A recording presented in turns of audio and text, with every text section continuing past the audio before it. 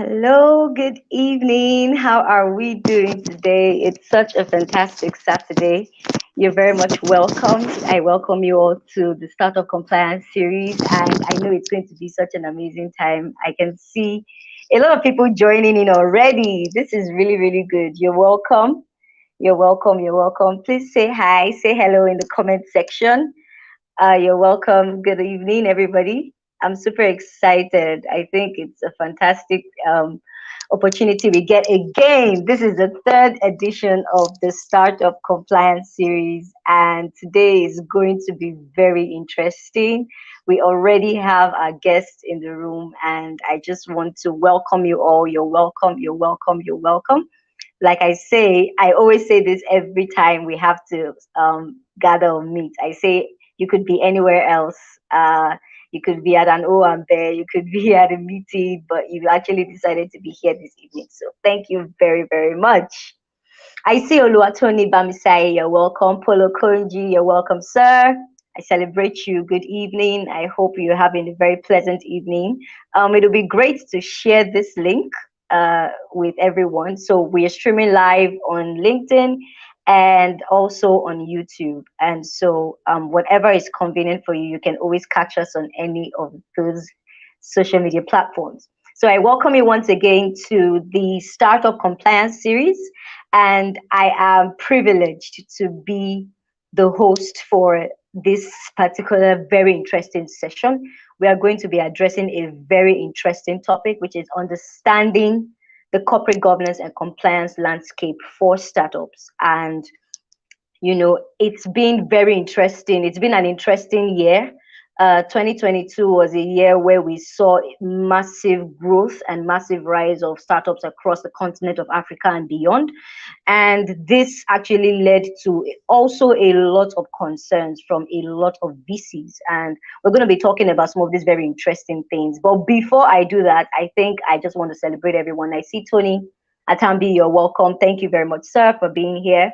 We're going to be addressing critical issues as regards this particular landscape. And I already have my guest in the room. So with no further ado, I would be bringing on board Aditola Fasoro. Uh, how are you? Good evening, ma'am.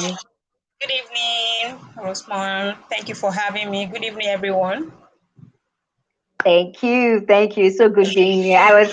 You have no idea. I am so excited that you're actually here this evening. I know how long we've been discussing and talking about this. You're doing such an incredible work, in the corporate governance space. And I am such a fan. I can't even lie. So I'm actually happy that you're here, and I can see a lot of comments. Victory is greeting and saying good evening. Please, Good for everyone evening. on the comment section, please introduce yourself, network with someone. We have Ololade, who is streaming on YouTube. Good evening. We appreciate you. Lucia is here as well. So you brought quite a crowd. I'm really excited, right? So I love it. I love it. I love it. I love it. So before we start talking about the meat of the matter, which of course we all know why we are here, I definitely would love to read our speaker's profile, which I'll be sharing very shortly. Um, Adetola Fasoro is a legal practitioner with extensive experience spanning across aspects of legal practice with a strong bias for financial services, commercial transactions, capital market operations, regulatory compliance, and corporate governance. Adetola currently leads the legal, compliance, and company secretarial team at First Ally. And of course, if you all know First Ally, you know that they are quite an incredible business that's running. In this capacity, she advises all the subsidiaries in identifying opportunities and managing legal risks, and also complying with best governance standards and ensuring full legal and regulatory compliance with laws, amongst others. Ladies and gentlemen, please make welcome Adetola Fasoro, who is our speaker for tonight. We're so excited having you. Thank you so much for taking the time out of your busy schedule to be here. Thank you, thank you, thank you so much. Right, so it's good to have you here. Thank you Thank for you so having much, me, ma'am. Rosman. All right. So before we go into, so while I'm speaking, obviously I know that there's a lot of comments in the comment section. So I'm very excited that that conversation. Let's keep the conversations going. Just introduce yourself, where you're viewing from, what you do, and who knows, somebody on that same chat may need your services, right? So I just want to talk very shortly, 30 seconds, about what the Startup Compliance series is about. Whether we like it or not, Africa has become the destination for a lot of foreign direct investment, and we need to get it right. We've had a lot of issues that have arisen as a result of lack of due process, lack of proper operational dynamics for businesses, and it has led to a lot of things. While that has been standing, we've had more or less a huge number of investments coming into the continent. As I remember speaking about this, and I said that about $4.8 billion came into the African continent just last year, and that was just disclosed rounds of funding. Undisclosed rounds, when you add that, that's about $5.8 billion. And you realize that there's a lot of growth in this space, but there's still a lot of novelty, there's still a lot of room for innovation, and there's still a lot of things that can go wrong if proper processes are not allowed. So we're basically a platform where literally every week, twice in a month actually, we talk about very relevant core issues that affect startups, their growth, their scalability, and the ability to be sustainable for long lasting growth and profit, right? So that's why we are here. And so this session is going to run for an hour plus. And I believe that you can throw in your questions. Please feel free to make comments so that we can get right down to it, right? So you're welcome once again. Thank you so much, our amazing speaker. It's so good for having you here. So I would just go straight to the topic is understanding, right? The corporate governance landscape for startups. Now, corporate governance is a word that a lot of people must have heard. But it seems like a lot of people throw it around, right? If it's not corporate governance, it's ESG. They have become buzzwords. So I would love you to talk and tell us what is corporate governance? What is corporate governance, especially from the status of a business owner? And what are some of the key principles of good corporate governance? If you can share that with us. Thank you. You're muted. Yeah. All right, apologies. Good evening, everyone. Please confirm you can hear me now. Very well, we can hear you perfectly. All right, thank you for having me. And this is an interesting topic we have, which is basically to talk about corporate governance and compliance landscape for startups. And I believe not just in Nigeria, but of course for other organizations in Africa and outside the country. So looking at the topic, corporate governance, right, that concept, and like you said, is becoming a buzzword. And just to put it out in a simplified manner, I would like to define it as systems and processes that organizations use to ensure that they run in a responsible, ethical, and transparent manner. So let me use an acronym for that so that we can all get it. Responsible, ethical, and transparent manner. So all the systems, the process, and the procedures to put in place as an organization to run in a responsible and ethical and transparent manner. So if you look at this definition, it's simple, right? By the time we start unraveling it, different things will come into it. And you requested for the key principles for us to look at for startups. So let me just put them in 4 buckets.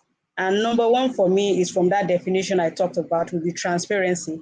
So you want startups to be transparent in their operations. You want them to be transparent in their operations, in their decision making, in reporting. And in reporting, you are reporting to your stakeholders, not just your regulator. So that's point number one in terms of principles.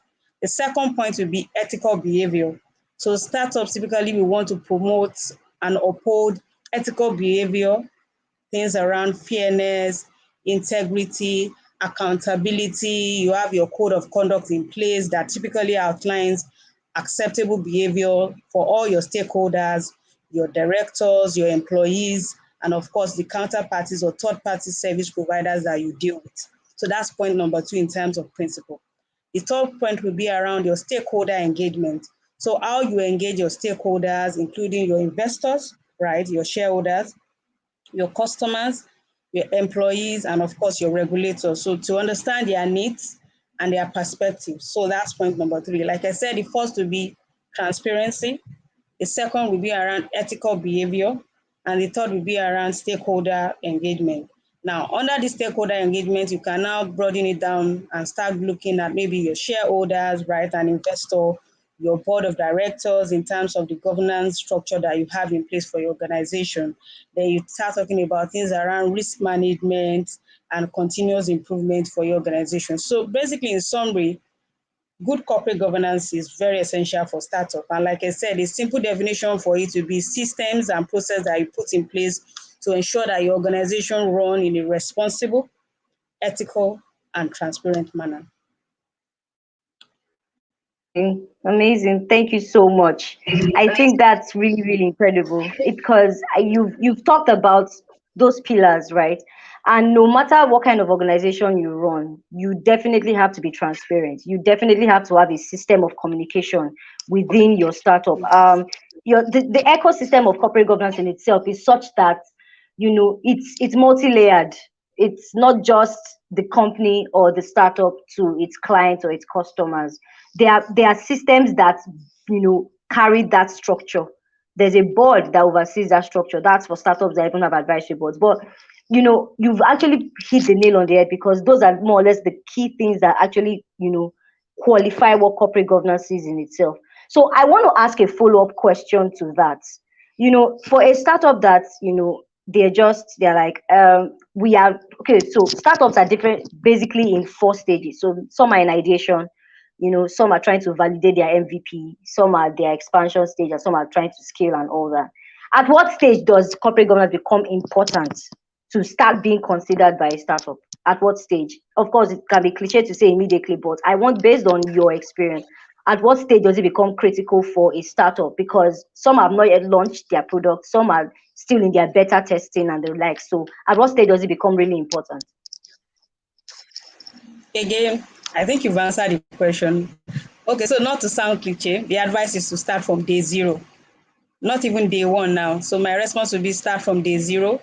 And the scale at which you start from day zero will depend on how small your organization is. Then you can begin to scale as you grow and introduce different principles and concepts. So day zero will be the advice. Then as you scale, then you can begin to bring in different things and make changes to So your organization.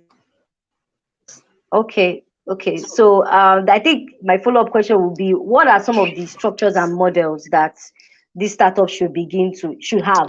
Right, there's a structure to it. You've mentioned particularly structures and systems. So that we granulate and just break it down, like someone who like because I'm very sure there are startups on this call. So what are some of the structures and models that they should start thinking about building or actually implementing if they have not started at all?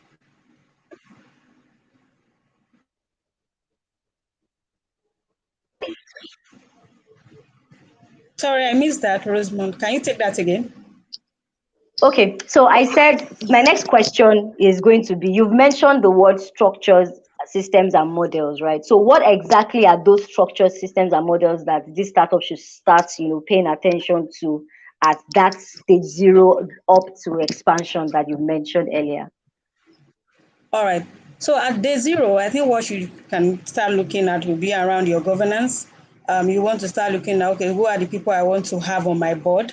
Who are the kind of, in terms of diversity, do I want to have this set of people on my board? What would they bring to my board? Start penciling them down, right? Just start putting them down. The country where I'm going to operate, where my startup will operate, who are the regulators there? What are the things I need to start putting in place in terms of the regulatory outlay for them? So the first to be governance. So under governance, let me put it two layers. So it would be maybe your investors, and in Nigerian parlance, that would be like your shareholders, right? And second to that will be your board. Who are the people who want to have in your board? How large do you want your board to be? Look at the diversity in place. What value do they bring on board in terms of advice, right? And also the sector where you want to serve your clients. So what value do they bring in place? So look at that in terms of governance. Then in terms of also having processes in place and documentation, you want to have all your policies, start preparing them, get your legal advisors to prepare them and put them in place for you. Things around the code of conduct, of course, as it relates to your employee, as relates to your directors, and also to your party service providers. Start putting all those documentation in place and ensure that there is not just a box ticking exercise when you fully launch, when you move from day zero to day one, right? Ensure they are actually implemented, right? And you can say, okay, we are of course, compliance with this. So number one will be governance, and governance, I'll put it in two. So that is your board, and of course your shareholders as well, your investors, what they bring in place, the necessary documentation that you have that you need to put in place just to be sure that things are properly done. Right. So I thank you for that. You mentioned based on your industry. So we all know, right, as lawyers, there are a lot of lawyers, seasoned lawyers on this call. And once you are registering a company, of course, automatically there is a template that they just throw on you, which is supposed to be your in quotes articles of association and your memorandum. In most of the startups that I've been privileged to have discussions with, I have always asked the question: have you gone through these documents? Apart from just where you are ticking your name and signing your share value, right? Have you actually looked at it to see the draft that is more or less like the constitution of your company, in a manner of speaking, right? Because you have to understand that the regulators literally gave you that document because they have a perception of how a company with such capital value or share value should be governed or controlled, right? So I ask the question and say, the first thing is, do you understand the implications of all these clauses? Because it's quite voluminous. I think the articles of association is about maybe 15 pages or so, right? So that's usually the first port of call before I even start asking the other questions. So can you share with us some examples of some policy documents? So you've talked about the policy documents with your shareholders or investors in quotes, right? Of course, we know that some startups too are in the process of raising capital. So there are different stages of rounds of fundings and all that. So, what are some of maybe one or two or three examples of some particular documents that are very critical for different stages? Maybe that will help us to understand how we build, across that. Yeah. All right, okay, thank you, Rosemond. I mentioned code of conduct, and code of conduct, of course, for directors, for employees, and of course, it will cover your third party service providers as well. So it should be detailed in terms of ethical behaviors, expected behavior of your employee, of your directors. And what would be advisable is at the beginning of the year, I know quite a number of organizations, we don't do this, but it's best practice that you get everybody to sign on and commit to it to say, okay, these are the ethical behaviors expected for our organization. So you have things around anti-bribery policy statement. It doesn't necessarily have to be like a standalone document. All of these anti-bribery policy statements, anti-corruption policy statements, you can embed them in a single document, right, in terms of your code of conduct. Yes, there are some policies that you probably need to prepare that will be standalone, things around whistleblowing. Now, so for the code of conduct, it speaks to the organization itself. And like I said, the board, right, your shareholder, maybe some of your shareholders, you can also cover them, the service provider that you also have, so you can cover them in that provision as well. Then you can also, depending on the industry where your startup is operating, of course, there will be some industry-specific documentation that you probably need to put in place. So it will be nice for you to get your advisors to do like a proper review and advise you on specific documents that you need to put in place as well.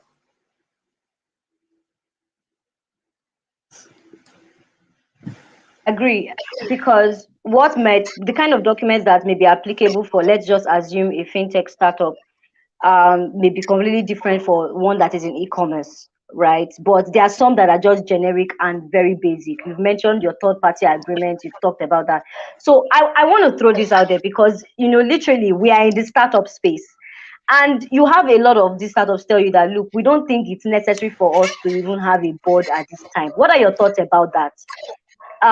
Some say, oh, we just have an advisory board, we don't necessarily have a full-blown board because we are still starting, right? For God's sake, we are called startups, we are starting. So what would be your advice coming from your angle and your perspective as to how they can manage their internal processes before they reach those stages where they have to? That's going to be my first question. So if you can answer that, then I'll ask the follow-up question. All right, so because they are startup, I think the advice would be to start from where you are and not necessarily setting up something very bogus. And you can work with your legal advisor or professional on this to advise you and just start from where you are. And again, it depends on the value you place on all of these things. I know there are some organizations that is maybe H&W Nigeria Limited or One Man Nigeria Limited. You get what I mean? However, you have some regulated private companies. And for regulated private companies, this requirement for you to have like a proper board setup is there, is documented, so it's necessary for you to have it in place. However, for very small company that are just starting, okay, you can have something in place, and as you scale, you can begin to think, okay, we should have it. But look at the benefit, look at the positive side of you having it, in terms of you getting investors in that confidence level, attracting that confidence, you're able to establish that, okay, we have XYZ in place. It's not just we're just operating in bubble as a single shareholder company.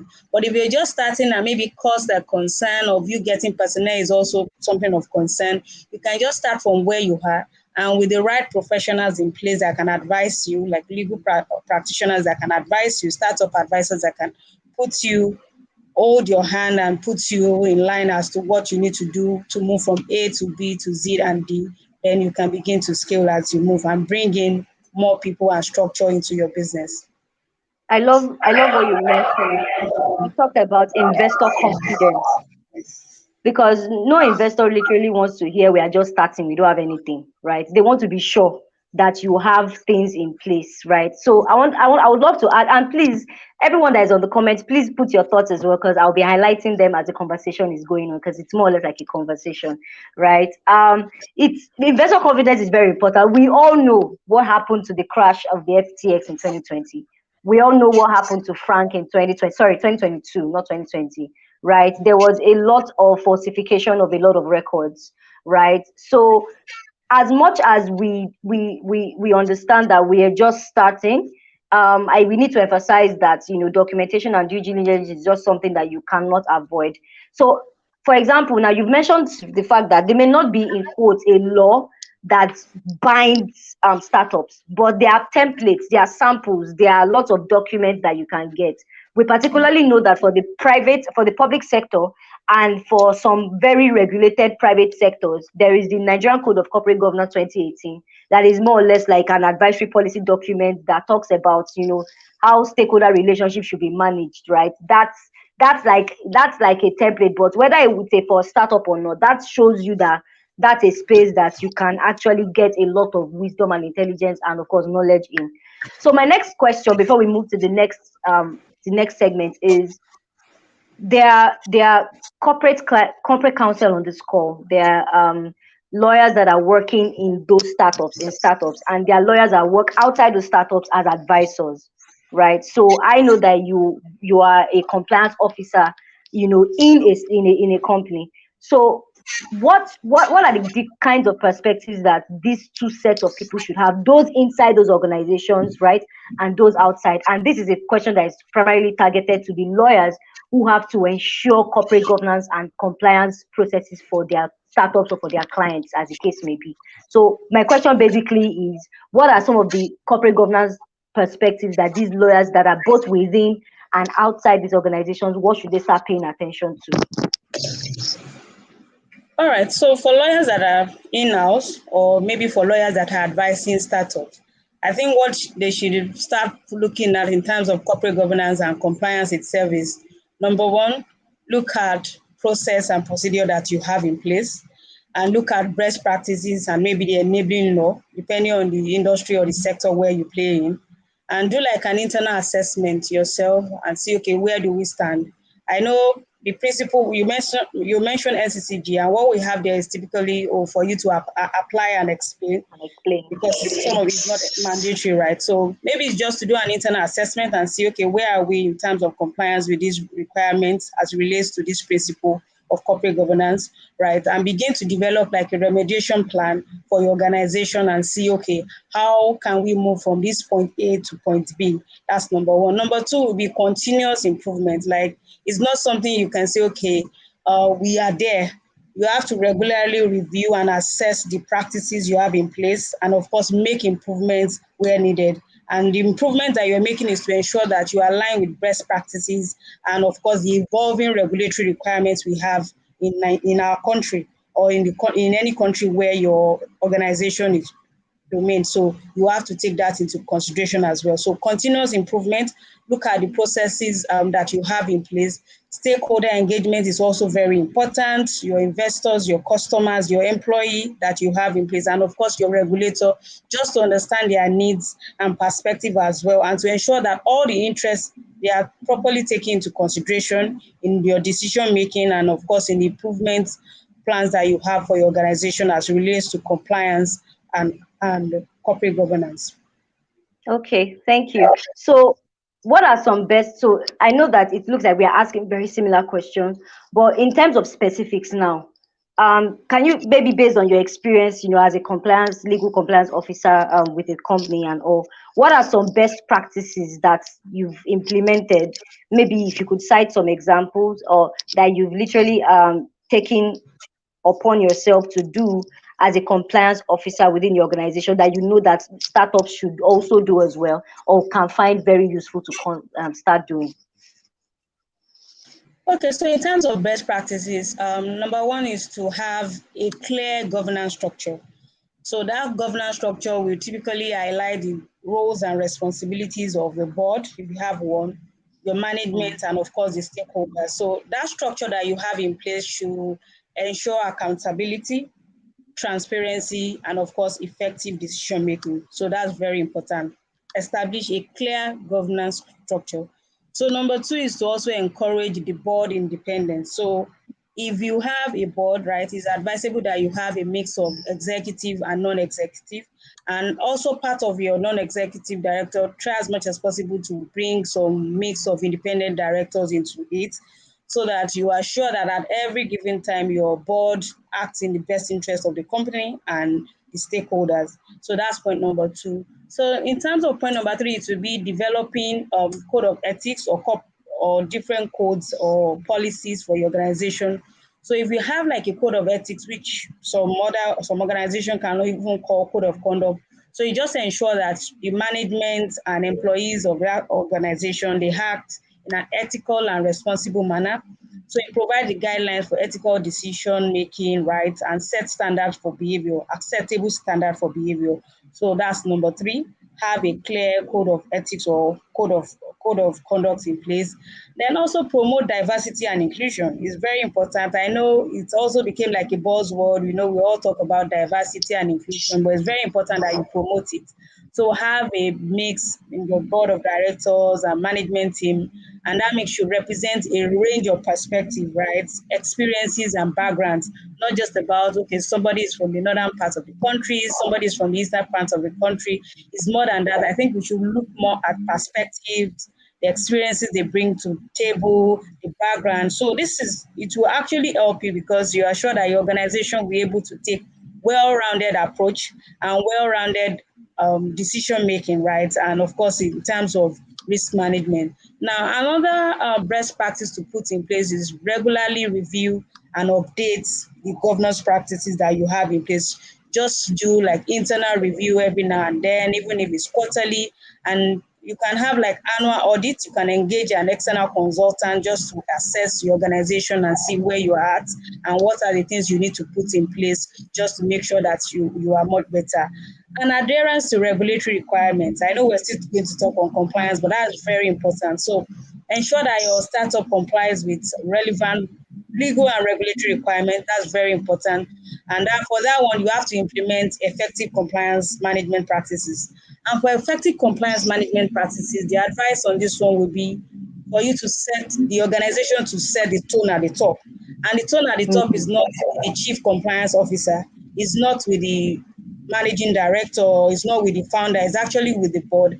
And if you have that tone set at the top from your board, it flows down to your management, and of course, it flows down to head of departments and functions, and then it flows by to individual employees within the organization. So you have to put that structure in place. You have to foster that compliance culture from the top. So setting the top at the top is very important. As a compliance officer, as a governance professional, if that tone at the top is not there, trust me, you just be chasing shadows. But if it's there, you know your work is easier. You are able to guide the organization and other colleagues to say, okay, these are the things you need to put in place. So If you implement all of these best practices, then you can ensure accountability, transparency, effective decision making, and compliance with the laws and regulations as they are applied to your organization.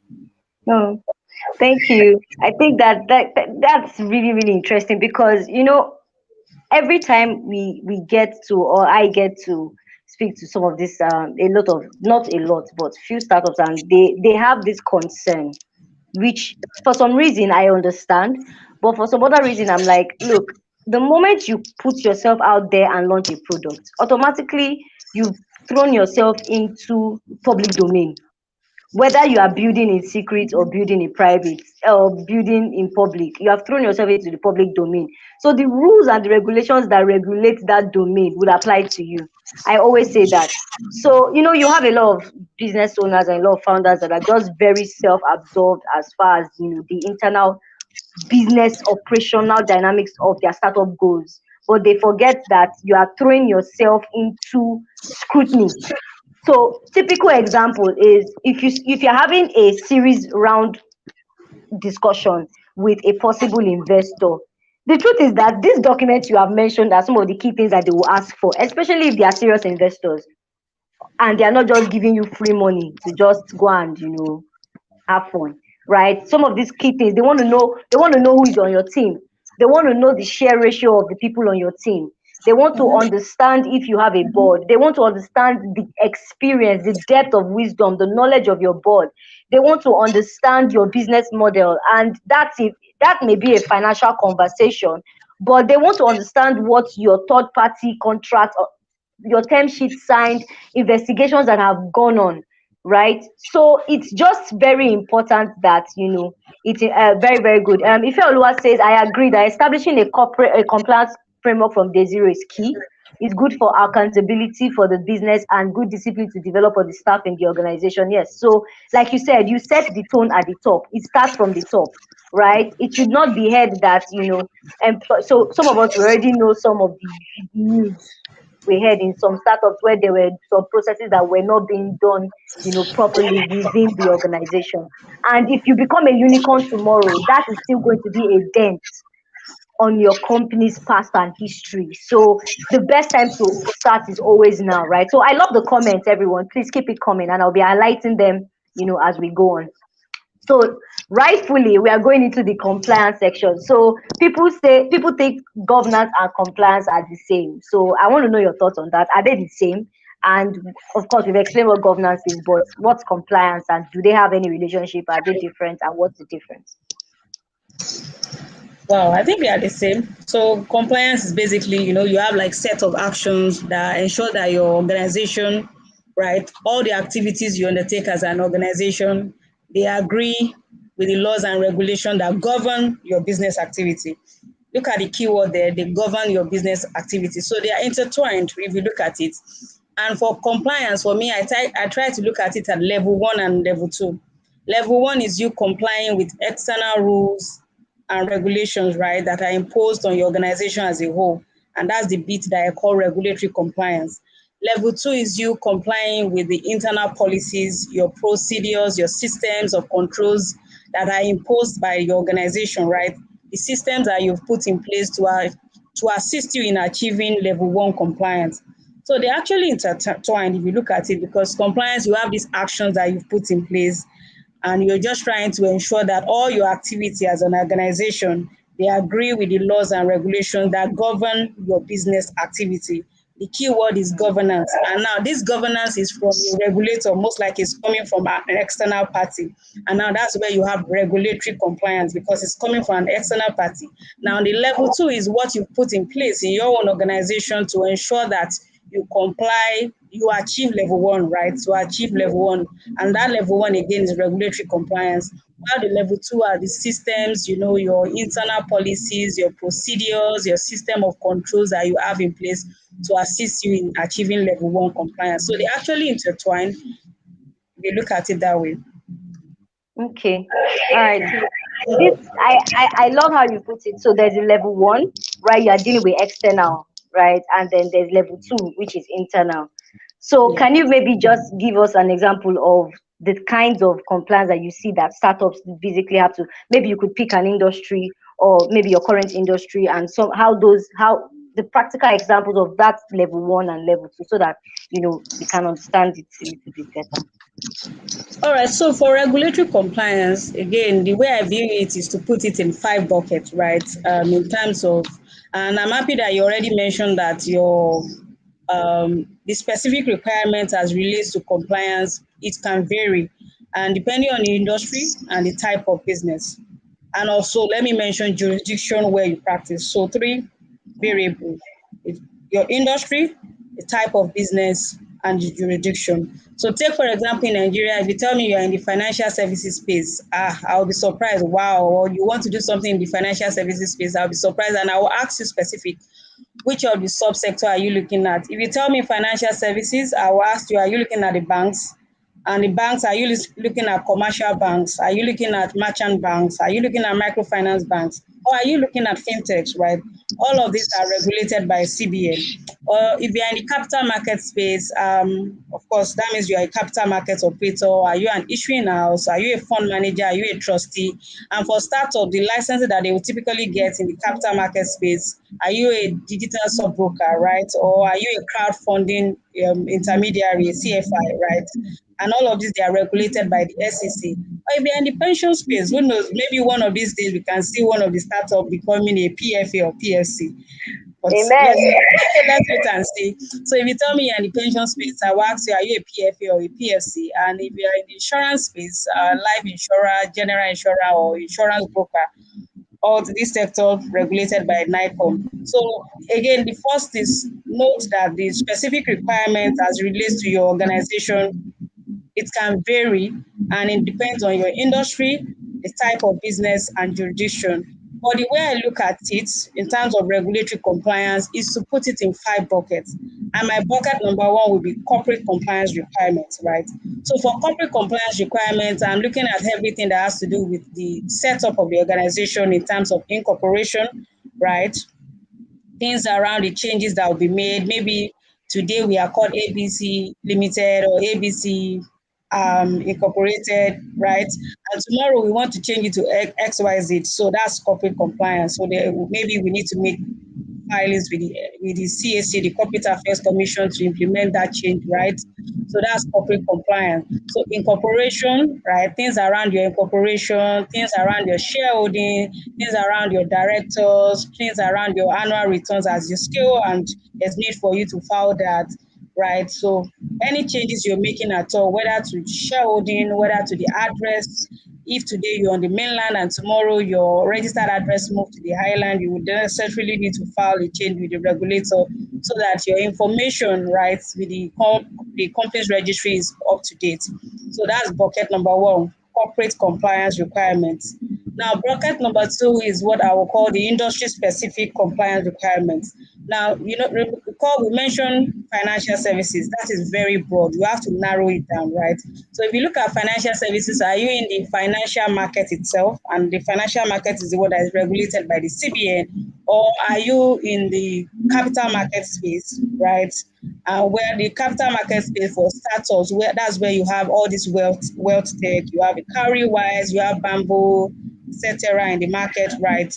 So you look at the industry specific compliance requirements, and industry specific compliance requirement actually differs. There may be like some line of similarities. For example, AML, CFT, CPF requirement for the financial markets and the capital markets is a bit similar, right? So there may be some line of similarity if you look at that.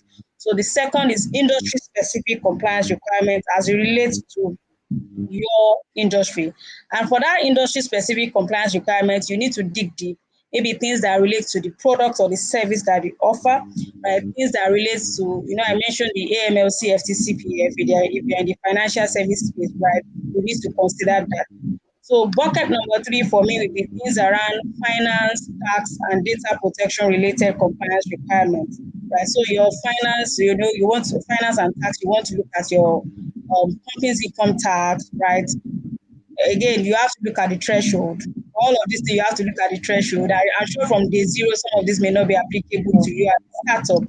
So as you scale, of course, you have to work with your tax advisor and your legal advisor to advise you, okay, how do you go about registration? So under the finance, tax, and data protection related requirements, you have your company's income tax, you have your VAT, you have your withholding tax, you have your data protection compliance requirement. Again, threshold in terms of if you need to conduct an audit and if you need to submit a report to NDBP in Nigeria, for example.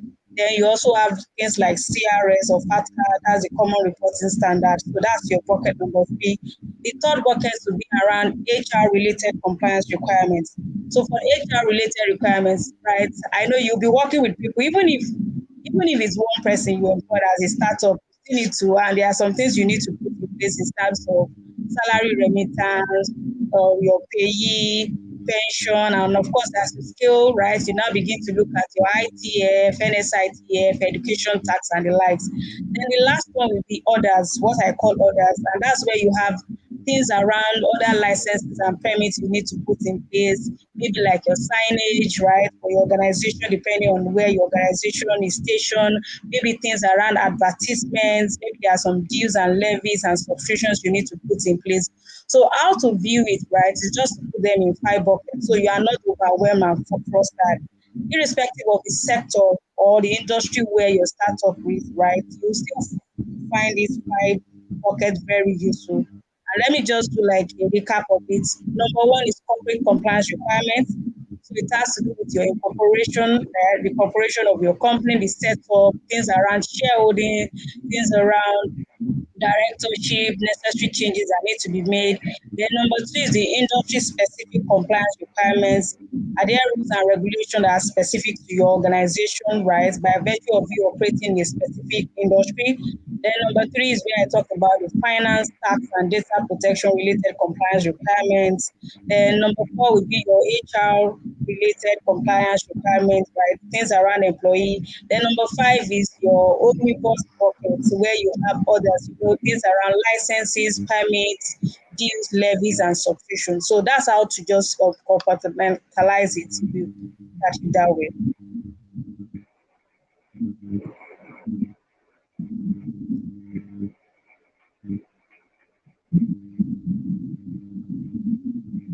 Hello? Okay, thank you. For some reason, I'm having a, I don't know, my network is trying to be funny, but we have backup. But can All you right. hear me? Hope you can hear me. Yes, I can hear you. Yeah. So this is so I'm gonna call out, I'm gonna pull out a comment, right? And I this is so IJ says these things are enough to give startup founders headaches, right? They are more concerned with market entry, penetration, and market share, and so they skip all of these. But of course, it can further lead to embarrassment if you are not careful, right? And of course, right, when regulators come, you're embarrassed. When investors come, you're not able to justify these things. So with all these things that look very technical to a typical founder, what's the solution out? I know what the answers are. I know what the answer is. In my head, I'll just say, but I want to know what your thoughts are as regards how to deal with this entire thing, because that's why you have people, creating content and creating content creators that are able to understand these things and can you hear me? Hello? Can you hear me? Yes, I can hear you. All right. I think I would just take that question. Okay, so yes. Do you want to take the question? All right. Okay. Okay, let me just put it this way. I'm sure a founder is thinking, oh my God, all of these requirements, how do I deal with this?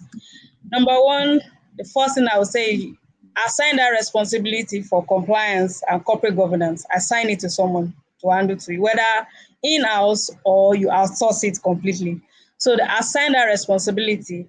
So just as a startup founder, right, just find a specific individual or a consultant or an organization or a team, right, that will be responsible for compliance management.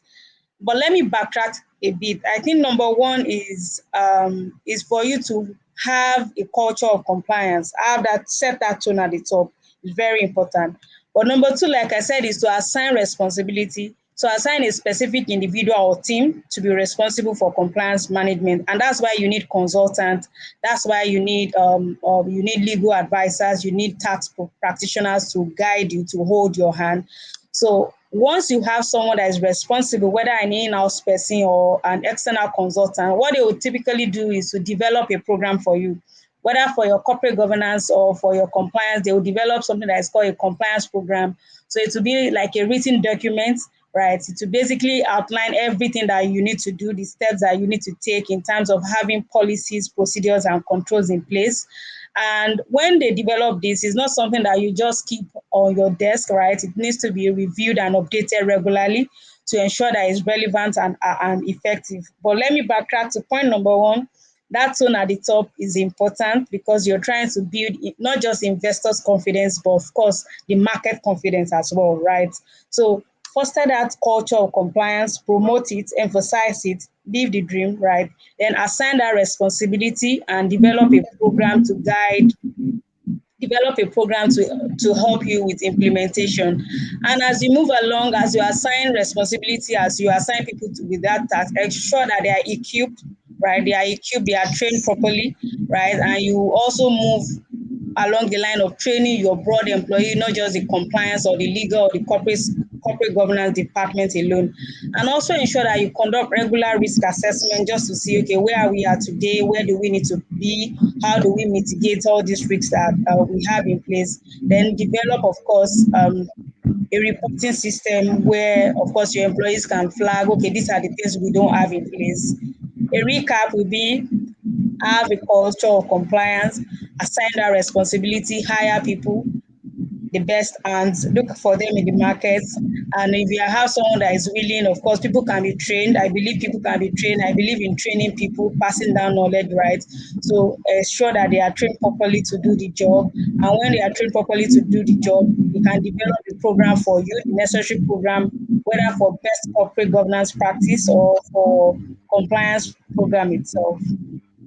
I love it. Thank you. That was quite detailed, right? So for anyone that watches this, you can literally just rewind and take all the points. And something what we are even sharing here is what a lot of organizations actually pay to actually know how to start. So there's so much value that is being given by Adetola, and we don't take it for granted at all. Thank you so much. We are about 13 minutes to the end of this, right? I promised 1 hour, right? But I want to also now come from the path or from the perspective of a founder or a startup that's we're just trying to put things together, because you've mentioned very critical things. You've in this conversation you've talked about the process, you've talked about the people, you've talked about how that this the process and the people, and of course everything goes together. And for me, I think to just add to that thought, I would say that compliance is not a one-man sport, right? Compliance is for everyone, from the board themselves, even down to the front desk person. So orientation on what your corporate governance policies are as a company is an important critical part of onboarding, whether it is new staff, new shareholders. You need to educate your company or the startup you run on what your policies are.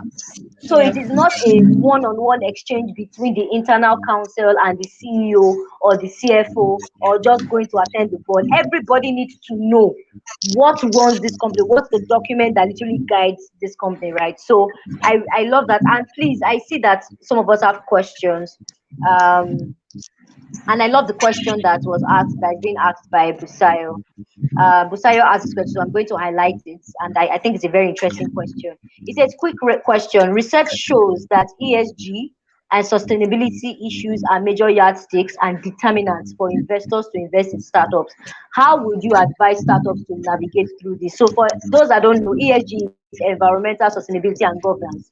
It's one of the core principles of corporate governance, and it deals with a lot of things, but I'm sure Aditola will give more impact. So the question is, how will you advise startups to navigate through this? Especially, I guess they are seeking funding and they want to be sure that they are ESG compliant. Okay, I'll look at two things. Number one will be maybe like policies you have in place that speaks to this.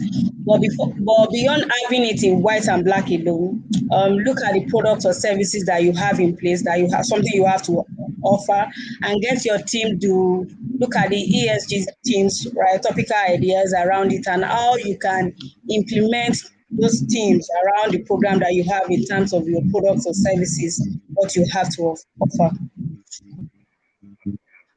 Okay. So, but more or less, you're supposed to have a document that literally typifies this, and there's supposed to be continuous review of this, if I'm correct, right? Yes, you should Because have the I can document. even.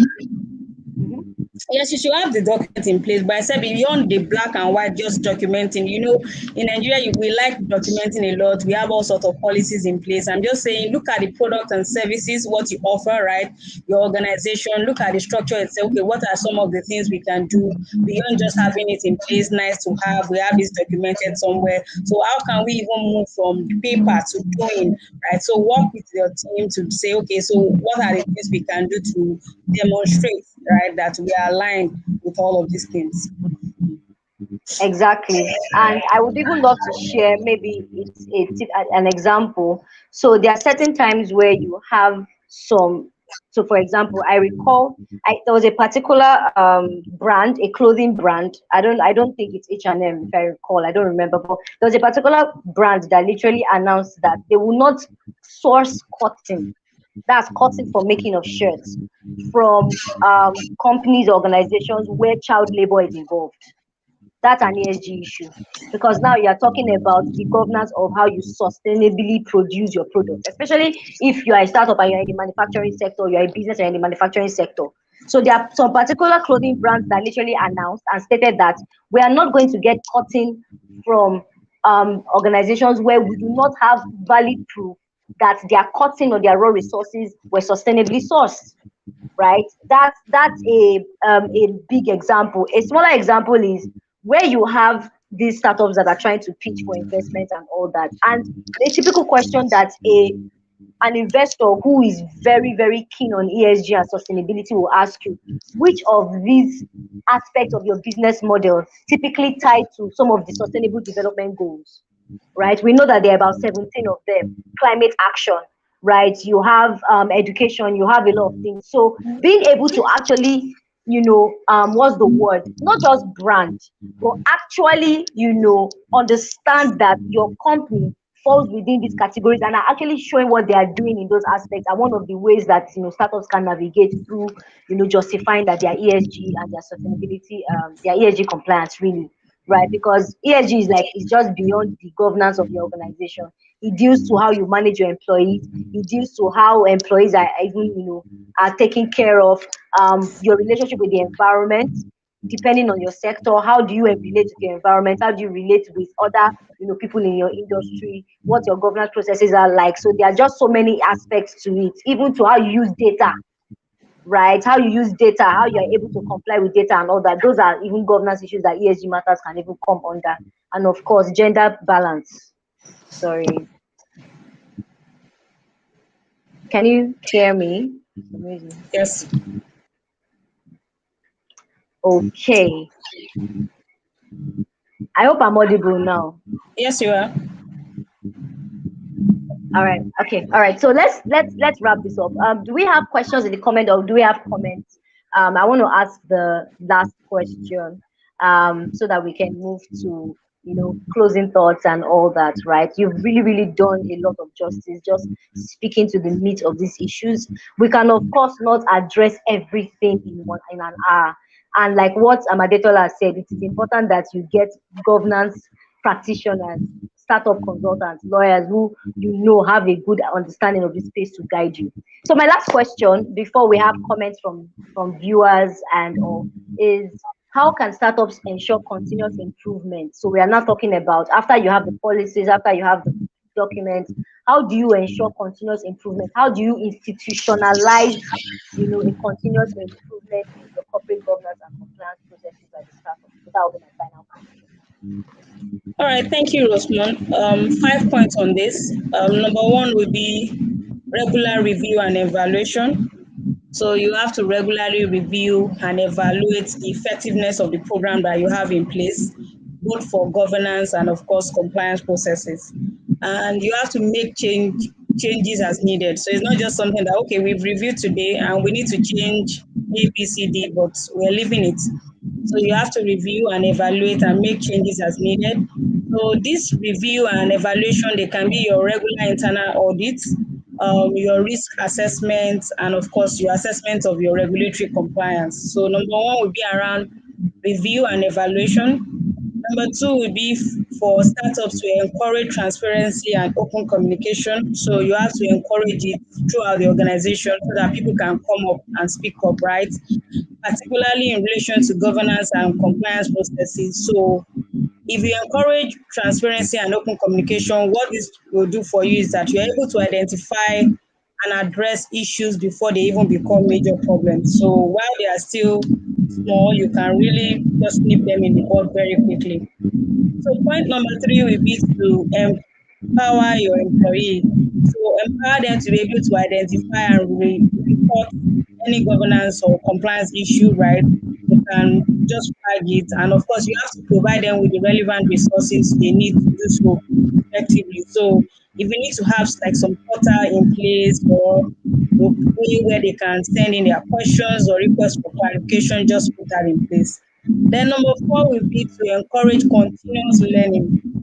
So continuous learning and development for employees, for executives, for management, training on governance and compliance best practices. Just look around for this training and make sure you attend, not just the founder alone. Of course, you can get consultants to come in and train your your staff right on compliance and governance issues. So this will just ensure that startup is still up to date with the latest development in this area. Then the last point will be to stay informed. You have to stay informed to relevant regulatory changes in the market. I know for startup, right? I know we didn't touch on this, but I think the key challenges faced is the complex regulatory environment, right? Especially in Nigeria, we operate in a very complex regulatory environment, and because of that, it can actually make it very difficult, right, to understand and comply with all relevant regulations. You see the way I put all the regulatory requirements in five buckets is just to kind of summarize. Now imagine if we are like a startup in the FMCG space, apart from dealing with federal regulations and rules and regulations, right? You have to look at the states where you operate, you have to look at the local governments. Monday morning 9 a.m., your regulation might be saying something, 9:15 a.m., you can just go on your regulator's website and that has changed. 4 p.m., you can go on the WhatsApp group of your trade association and that has also changed. And the next morning, you can just see on Twitter and that has also changed. Another complexity that we face in this market is regulator A is saying XYZ is acceptable. Regulator B is saying no, it is not acceptable. So that complex regulatory environment is a challenge. But I think for startup, what to do is to just stay informed about changes to relevant regulations and best practices in corporate governance and compliance. And of course, you have to adjust your process accordingly, which is why I said you should assign someone to do this for you. If you can get someone internally, please ensure your legal, your compliance, your internal audits, your risk functions. They are the department I just mentioned. They are well staffed, right? So that you can stay informed, changes to relevant regulations. So it will help you to be in compliance with all these relevant regulations always. I know like I said, the environment is complex. You have limited resources, lack of experience, fast pace of growth. There's this resistance to change, and of course, public scrutiny is there. But you just have to take it one day at a time. Continuous learning is very important. Stay informed, regular review and evaluation, encourage transparency and open communication, and of course, empower your employees. I love it. Thank you so much. That's so detailed. I like IJ's comment. He said keeping close friends with employees or regulators, maybe to give you a heads up, right? So yes, relationship building is very important. Adetola has mentioned something about being on WhatsApp groups. When you join, so for the Lagos Chamber of Commerce, build relationships because that's how you get a lot of a lot of this information on ground. A lot of people run away from the tax man, but just imagine you have the controller of the tax office of your area as a very good friend and ally, right? And you can always share information. And very, very important. Okay, we have a question here. So it's from Adesua Erewele. So we're going to take that question. A question, please. So let me put that up so everyone can see. Who is required to inform regulators about changes in the policies and regulators or co-regulators? So I wouldn't know what that question means, but who is required to basically inform regulators about these changes in policies of their co-regulators? I think the answer should be they should know, but I don't know what your thoughts are, Disola, because it's very interesting. Okay, thank you, Rosemont. Let me take the first question, then I will respond to this. So for the first one, right, in terms of you building relationship, okay, so there's this saying that your regulator, they will be with you throughout your existence, and they have the power. Please mark my word, right? They have the power to make that period be like a smooth sailing boat or a capsized boat. From that definition alone, I'm sure you know the importance of regulatory engagement, especially for our complex regulatory environment like Nigeria. There is the how regulatory engagement. You need to know when to engage your regulator, how to engage your regulator, where to engage your regulator, when to engage your regulator, when do you engage your regulator. So I think that's not the topic for today, but just bear in mind that your regulator, they will be with you throughout your existence, from inception till, I mean, maybe, I mean, they will just be with you throughout your existence. And they have the power to make that period, it can be smooth sailing or it can be like a capsized boat. Think about it that way. So regulatory engagement is very important. Now, to the second question on who has the responsibility, ideally in an ideal situation, right? The regulatory bodies should have an handshake. They should have a will. For example, if a regulator requires a no objection before they will treat your application, there should be a way, when they just post this circular, it should not just be on their own website for the general public.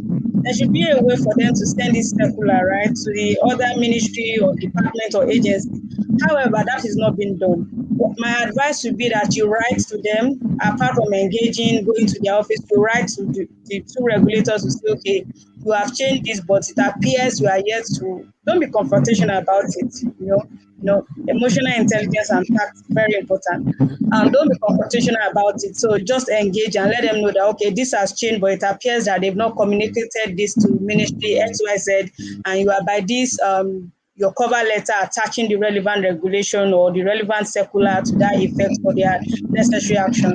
Bear in mind what I said earlier. Ideally, that handshake should happen between the Ministry A and Ministry B. But if it's not done, just write a letter. And my advice is that the letter should not be combative, just tone it down. Just let them know, okay, this has happened. If you want to get things done, honestly, it's not to be combative, really. Just engage. And really, you get the answer. Thank you. And I would like to add that we all know that a startup bill was signed on the 19th of October last year. One of the key critical things that the startup bill is proposing is the fact that you're going to have an ecosystem of all these relevant startups that affect all these relevant regulations that affect the startups in one single place. And the proposed location is the One Stop Shop Center, which is supposed to be an online platform where startups in different relevant industries can see the startups or the regulators rather that are primarily, dedicated to their industry, and they can obtain whatever licenses or whatever it is that they need to. And it's one of the things we are critically hoping, comes into implementation, because there are lots of good things to be said about the Startup Act. And apart from, of course, tax incentives and the likes, but practically, having that regulatory um, coverage, right? So, like I said, it's really not about the law itself; it's the implementation. So, we are really, really looking out for seeing that that startup act is actually implemented, so that we can know that we don't have to be running from pillar to post, going here today, go tomorrow. We have a one-stop shop center, because that's exactly how it's called in the act. It's a one-stop shop center for startups to have access to all these regulators in one place. It's one of the things that I am really looking out for, and I hope that that actually happens soon. All right, so it's something that I'm looking forward to. So we have, I don't think we have any more questions, but we thank you so much, Adeswa, for the feedback. I'm going to highlight that. Thank you very much. So I don't know if there are any more comments, but I think we'll gradually taper this session to a close. It's been such an enlightening time just hearing that. And I know, yes, we didn't touch the challenges, but we've already mentioned them in passing, and I know that we'll get so many comments on that. So please drop your comments in the comment section. Did you agree with some of the things that we shared? Do you have further questions? Do you think that there's a way to go about it? And I think just your final thoughts. So Adetola, can you leave us with some of your final thoughts? And for everyone that has stayed in this session till this very point, right? Anita has a very beautiful story to be shared with us. She currently collaborates with a compliance company that basically helps you with templates and all that. And you can easily get this. There is an onboarding refresher book that she has written for compliance professionals, and you can easily get a 50% discount on that. It's amazing, right? Just because you attended this session, right? So I need you to jump on it. I would share.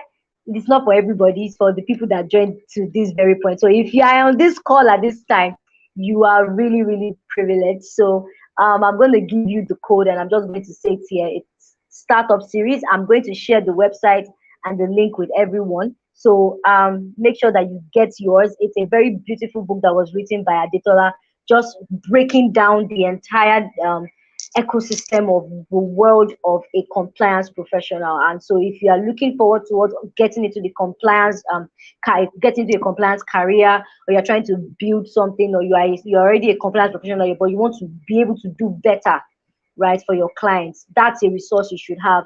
I have mine, I have gone through it, and trust me, it's amazing, right? So thank you, Adetola, for that beautiful work of art, I will call it, right? You literally broke it down. So in case there's a question here that you think has not been answered, trust me, go and get that book. Those are your questions will be answered, I can assure you. So the discount code, and I'm going to say it once, it's Startup Series. So if you use the link, the word Startup Series, you will get 50% on that discount. I thought to mention that, and I'll share the link with everyone. So what will be your final words, Adetola, before we move to the end of this session? Something you would love to share. All right, Rosemont, thank you. I think my final word will be take it one day at a time. Don't try to build something complex. Just try something simple. And of course, as a skill, then you can begin to bring in more processes in place. Continuous learning, very important. Development for not just your executives, but of course your employees as well. So just take it one day at a time. And that will be it for me. Awesome, thank you. And I think my final words would be you want to make profits and you want to last long. And so for you to be able to achieve both, you cannot do without governance and compliance, good processes for your business. And there's always help. Make sure that you get it, stay updated, and of course, the sky is just the beginning for everyone. So I want to thank you, everybody, for being part of this session. I love the amazing comments that have come. Thank you so much. I see IJ's comment. I see Obatoni's comment. I see Felix's comment on LinkedIn and YouTube. I am very, very grateful. Thank you, Adetola. So I'm definitely going to be sharing the link for everyone. Please go and grab a copy of that book. Don't say I didn't tell you. Trust me, it's really amazing. So have a very, very good evening, everyone. Thank you, Victory, for that beautiful comment. Really appreciate it. So with this, we come to the end of this third edition of the Startup Compliance series. We have this series twice every month, the second week and the fourth week, or the first week and the third week. So look out for our next session. We're going to be making the announcement shortly. Trust me, you don't want to miss that. If this was amazing, you can only imagine how the next one will be. So thank you so much, Adetola, for being here on the weekend, on a Saturday. I wish you all the best and have a very, Thank very you for having me. Have a good evening, everyone. Thank you for joining. have an amazing one. Goodbye, everybody. Bye.